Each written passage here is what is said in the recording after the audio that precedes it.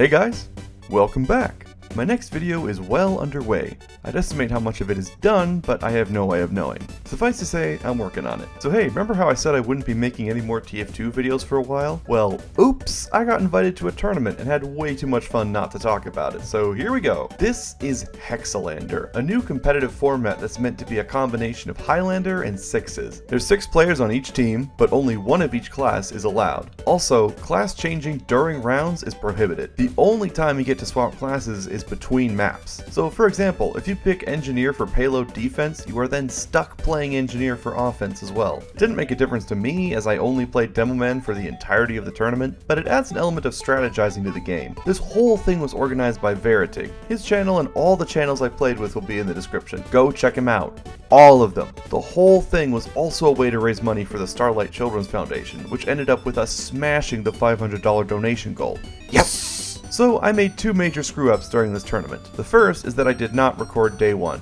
Heresy! I know, but honestly I just forgot. You guys aren't missing much. All my standout moments are from day 2, which I did record. My second screw up is that my mic audio went unrecorded, meaning you can hear the game audio and my teammates talking, but not me. My live reactions are lost forever, but I'll do my best to set the scene. Demoman is a class that is nearly always run in competitive formats. The incredible power of his explosives and versatility for both defense and offense makes him essential to any team composition. I mean, he's got 12 explosives he can fire off before needing to reload, which is enough to wipe out entire teams if you have good aim. Combine this with his ability to trap areas with sticky bombs and jump around to chase fleeing enemies, and yeah, Demo is a nuke. He's the primary damage dealer of most teams, and as such there's a lot of pressure on any team's Demoman to perform well. Coming into day 2, I was feeling it. My performance on day 1 was abysmal, barely any kills, and none of them were that crucial to winning fights. Not only that, but we are going up against the Ruthless Rebels, who had fellow YouTuber Jamal as their Demoman.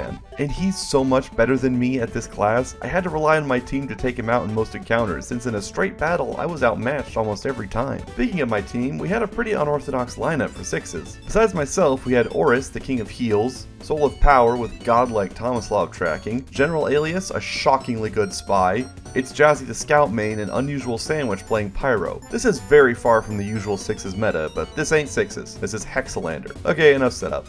On to the first match. Let's do this. We landed on Reckoner, a 5 control points map. These are popular in Sixes, but I don't play them all that much, which adds another layer of unfamiliarity. Here's a top-down view of the map with each player marked by an icon.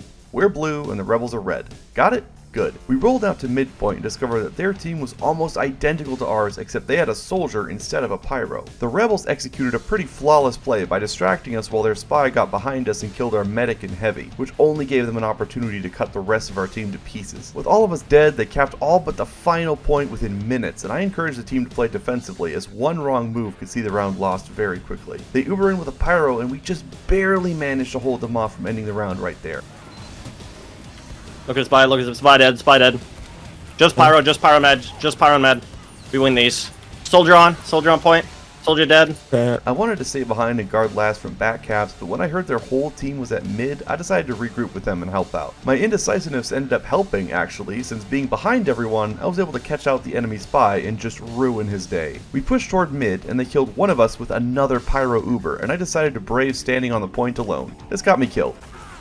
The next life ended similarly, as they managed to swarm our second point while some of us were still dead, capping it pretty easily. But before they could cap last, Jazzy the MVP killed their medic, forcing them to back off and play defensively. But while the rest of them were backing off, Jamal decided to go for our jugular and sticky jumped onto our last point. We just barely managed to kill him in time to stop him from capping it, once again surviving by the skin of our lucky underpants. This is how 5CP goes in competitive. Points can change hands blisteringly fast, or things can de-escalate into a dry stalemate. Jamal killed me again, mostly because I chased him when I really shouldn't have, but I wasn't planning on remaining the deadweight of the team for long. I gripped the Pain Train for double capture rate, and because they didn't have a heavy or engineer, the only bullet damage character on the enemy team was Scout, so it seemed a good play. I then died while we pushed towards their last point, and our team won the first round without any help from me. It's alright. Good job. Yes. There we go. Kept that point. Yes, Yeah. Good job. Turn around. Good stuff, guys. Oh, that was a stressful early game.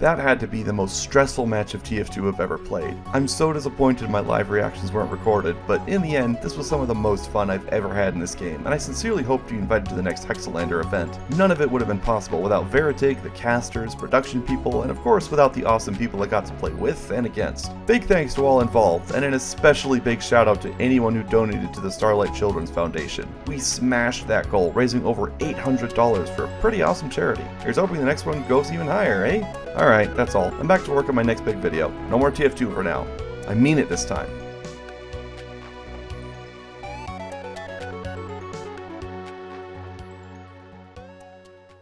I feel like a deer in the headlights of love.